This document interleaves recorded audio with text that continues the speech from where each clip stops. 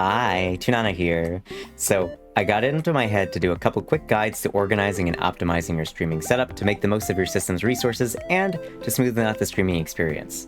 So a quick disclaimer is this is not a one-shoe-fits-all guide, but if you like my setup, this might also help you out as well.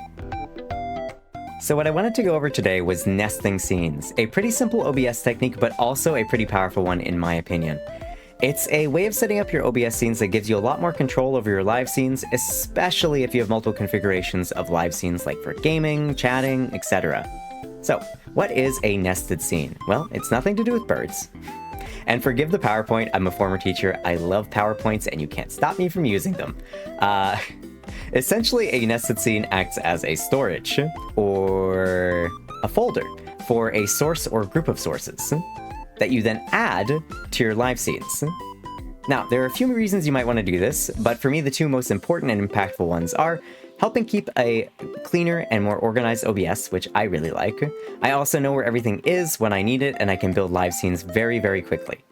But secondly, the most important one in my opinion, is nesting allows you to apply changes more uniformly across your entire OBS setup. Since when you apply a filter, or add a source to a scene, like this, it will then apply instantly across every single live scene in which you have implemented the nested scene. So, let's try making a nested scene, huh? Now here we have our testing environment. I've already set up a nest test in advance, but we're going to go ahead and add a couple alerts to it. Now these don't have to be alerts, they could be whatever you find necessary. Could be overlay parts, could be sounds, whatever you need in almost all of your live scenes, but you don't always need to be accessing every single second that you're streaming. So I've set up my alert 1 and my alert 2. Now I'm going to go ahead and add 2 live scenes, so live gaming and we'll say live chatting. Now very simply what I'm going to do is I'm going to add scene 1, we'll add nest test there, and we're going to add a nest test here as well. In both gaming and chatting, you can see the alerts are in the exact same spots in both of them, really easily added. Now if I've forgotten something, maybe I need one more alert or maybe I need one more item. I go back to the nest test, I'll add this item here, put it where I'd like it to go, and then I will resize it as I like. And you can see it's both in live gaming and in live chatting, really, really easily.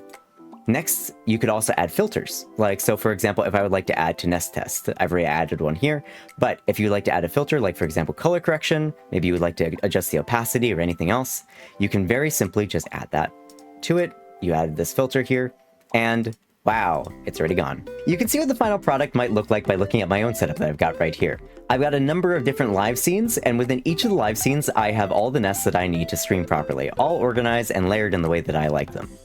The nests themselves, I actually split into 2 different types. I've got overlay nests and source nests. Overlay nests are usually groups of sources or other nests that I need to make an overlay that I would like for gaming or chatting or otherwise. Whereas source nests are usually individual alerts or sets of logically grouped sources that I need to move around as a set in any given overlay or live scene. Now, you might think that, wow, Tuna, you've got a whole bunch of nests there. Do I really need that many? It's up to personal preference. I like having this many, and I like having them set up like this because it is a little bit more manageable and a little bit easier to navigate while I'm live. It just makes my life a little bit easier when I'm streaming.